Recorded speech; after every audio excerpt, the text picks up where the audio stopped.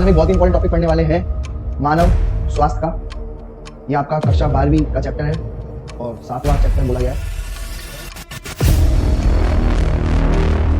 कि चाय किसमें बन रही है। तो चाय बर्तन बनती है जब आपको छानते हो। बाकी सब लोग जब बर्तन में चाय बन रही है, बर्तन में तो चाय बन रही है वो क्या रखा गया, और जब आप उसको छान लेते हो, तो छान लेते हो जल्दी से, तो छन करके रखते छन करके बन जाता है लस्सी का। क्या जाएगा लस्सी का, तो बताओ।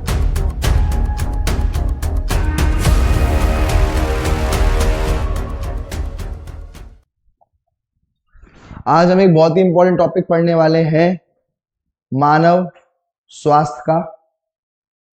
ये आपका कक्षा 12वीं का चैप्टर है और 7वां चैप्टर बोला गया है।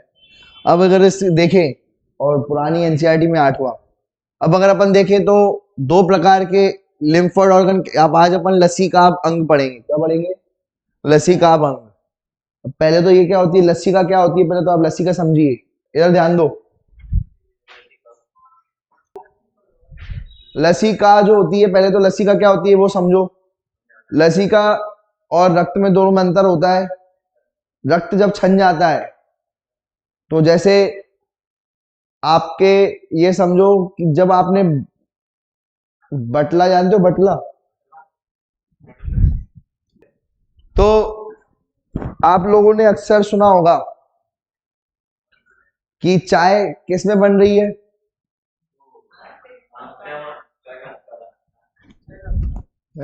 तो चाय बर्तन में बनती है जब, फिर जब आप उसको छानते हो तो आप ये समझो जब जब बर्तन में चाय बन रही है, बर्तन में जो चाय बन रही है वो हो गया आपका रक्त। क्या हो गया? और जब आप उसको छान लेते हो, ठीक है, जब आप छान लेते हो उसको छन्नी से, तो छन करके रक्त से छन करके जो बन जाता है वो कहलाया जाएगा लस्सी का। क्या कहलाया जाएगा? लस्सी का। तो बताओ, बर्तन में ज्यादा चीजें थी, बर्तन में आपके कण भी थे, किसके? चाय के कण मौजूद थे बड़े बड़े। ऐसे जो रक्त है, रक्त में बड़े बड़े प्रोटीन मौजूद होते हैं और रक्त में बहुत सारी लाल रक्त कोशिकाएं मौजूद होती हैं। जब उनको छान लोगे, आप क्या कर लोगे? छान लोगे, तो आपके पास क्या बन जाएगा? लसीका बन जाएगी। लसीका के अंदर ना ही लाल रक्त कोशिकाएं होती है, ना बड़े बड़े प्रोटीन होते हैं। आई बात समझ में? क्या श्वेत रक्त कोशिकाएं रहेंगी? बिल्कुल रहेंगी। बाकी सब चीजें रहेंगी, प्रोटीन और बड़े बड़े लाल लाल रक्त कोशिकाएं को छोड़ करके। तो ये आपको याद रखना है, ठीक है भाई। देखो, अब अगर मैं बात करूं बकायदा, जैसे जो रक्त होता है रक्त वाहिनियों में बहता है, वैसे ही जो लसीका है वो लसीका वाहिनियों में बहेगा। लसीका किसमें बहेगा? लसीका वाहिनियों में। कौन बहेगा? जो है बहेगी। अब दो प्रकार का लसीका अंग होते हैं, एक होते हैं प्राथमिक और दूसरी होती है द्वितीयक। तो दो प्रकार के अंग होते हैं। पहला जो अंग होता है वो होता है प्राथमिक, और द्वितीय अंग जो होता है, तो जो प्राथमिक अंग होता है, प्राइमरी लाभिक का अंग होता है, उसमें उत्पत्ति होती है और परिपक्वन भी इसमें ही होता है। तो पहले आपने देखा होगा कि जब भगवान राम थे तो भगवान रामों को कहाँ भेज दिया जाता था? गुरुकुल में भेज दिया जाता था, और वहीं पर ही परिपक्व होते थे वो, वहां पर ही। तो ये यहाँ पर जो आपकी श्वेत रक्त कोशिकाएं हैं, जैसे कि कौन सी वाली? टी वाली, ठीक है, बी वाली lymphocyte, B lymphocyte, T lymphocyte. ये जो श्वेत रक्त कोशिकाएं होती हैं, ये प्राथमिक लसीकांग अंग में आकर के उत्पत्ति भी करती हैं और परिपक्वन भी करती हैं, यही होता है। लेकिन अगर आप देखोगे युद्ध भूमि, वो होती है आपकी द्वितीयक। द्वितीयक क्या होती है? युद्ध भूमि होती है, वहां युद्ध चलता है। किस किस के बीच में युद्ध चलता है? तो राम रावण का युद्ध हुआ श्रीलंका के पास में। यहां पर अगर मैं बात करूं, प्राथमिक और द्वितीयक दो होते हैं। द्वितीयक जो होती है उसमें कौन आता है? प्लीहा, स्प्लीन, लसीका ग्रंथि, टॉन्सिल, पेयर्स पैचेस। यहां पर होता है युद्ध। क्या होता है? युद्ध होता है, ठीक है। किस किस के बीच में? युद्ध भूमि देखो, कुरुक्षेत्र नाम सुना है, कुरुक्षेत्र, वैसे वो युद्ध भूमि है कुरुक्षेत्र, बहुत सारे युद्ध हुए वहां पर, ठीक है। तो ठीक है, तो ये वो होगा युद्ध भूमि। तो एक है आश्रम, जिसे अपन कहेंगे प्राथमिक, जहां पे सीखा जाएगा, पैदा किया जाएगा, और दूसरा जो है युद्ध भूमि है, जहां पर ये लोग जाएंगे और लड़ेंगे किससे, जीवाणु से। कौन, टी लिम्फोसाइट और बी लिम्फोसाइट। टी लिम्फोसाइट कहां पर परिपक्व होता है, थाइमस में। कहां पर परिपक्व होता है, थाइमस में। T for thymus, T for thymus. क्यों भाई, तो यहां पर अगर मैं बात करूं तो ये आपको याद रखना है कौन कौन से। ये देखो यहां पर रहता है थाइमस, क्या रहता है यहां पर, टी लिम्फोसाइट। टी लिम्फोसाइट एक प्रकार की क्या होती है, श्वेत रक्त कोशिका होती है, कणिका होती है, वो यहाँ पर क्या होती है, थाइमस में आकर के उनका परिपक्वन होता है। दूसरा ये है बोन, बोन मैरो, बोन के अंदर जो रहती है वहां पर बी फॉर बोन मैरो, उनका क्या किया जाता है, परिपक्वन होता है। बोन मैरो में क्या होता है, परिपक्वन होता है। तो ये आपको याद रखना है, ये दोनों के दोनों क्या होगा, प्राइमरी। बाकी अब मैं आपको बताते जा रहा हूं, यहां पर होते हैं आपके लिम्फ नोड्स, यहाँ टॉन्सिल है, टॉन्सिल भी किस में आएगा आपका, युद्ध भूमि में। आपके टॉन्सिल सूज जाते हैं, सुना है टॉन्सिल सूज जाते हैं, ठीक है। तो वही सूज क्यों जाती है, क्योंकि वहां युद्ध चल रहा है। किस किस के बीच में युद्ध चल रहा है, ठीक है भाई, जीवाणु और श्वेत रक्त, वो कड़ी का टी वाली या बी वाली, उनके बीच में क्या चल रहा है, युद्ध चल रहा है, युद्ध भूमि है ये। दूसरा ये भी युद्ध भूमि है, ये लिम्फ नोड होती है, क्या होती है यहाँ पर, यहाँ लिम्फ नोड होती है, यहाँ पर लिम्फ नोड होती है, ये युद्ध भूमिया है। क्या है यहाँ पर, युद्ध भूमि है, यहाँ युद्ध चल रहा है, क्या चल रहा है।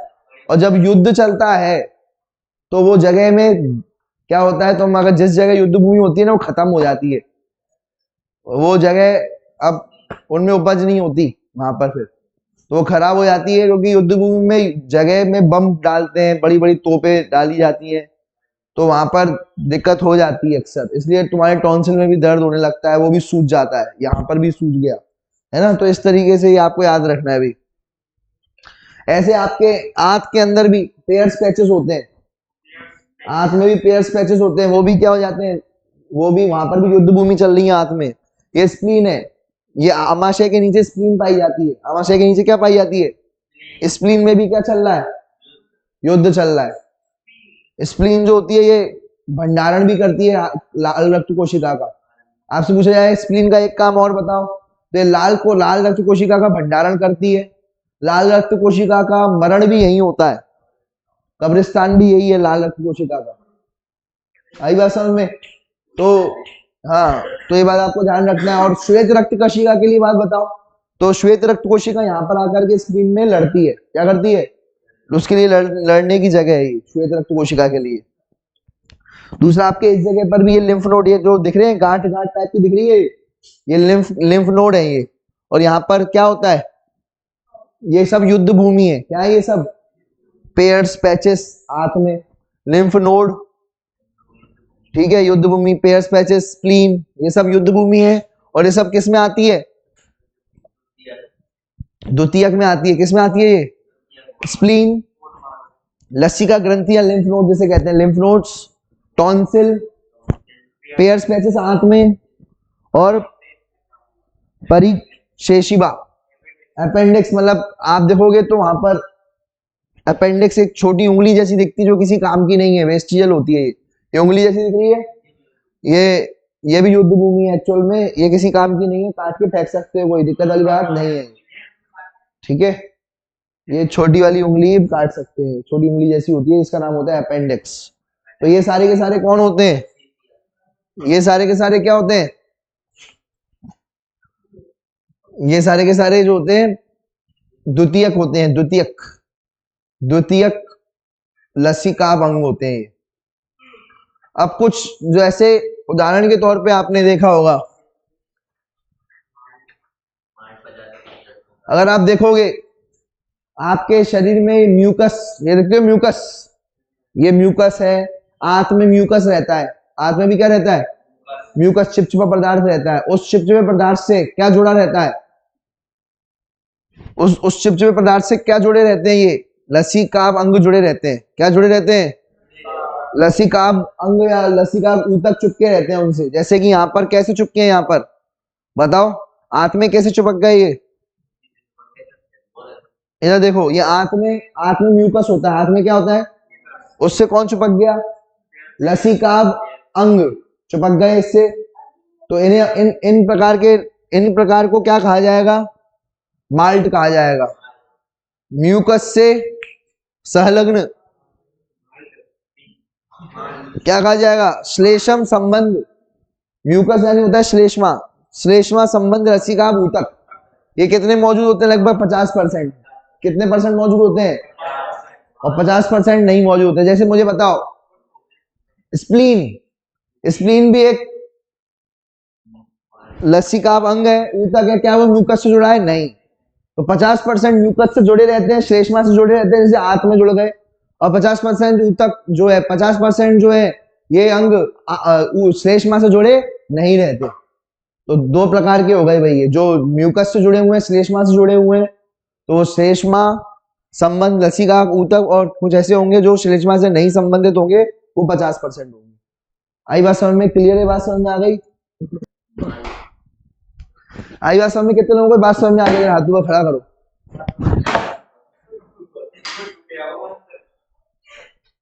हाँ भाई, चलो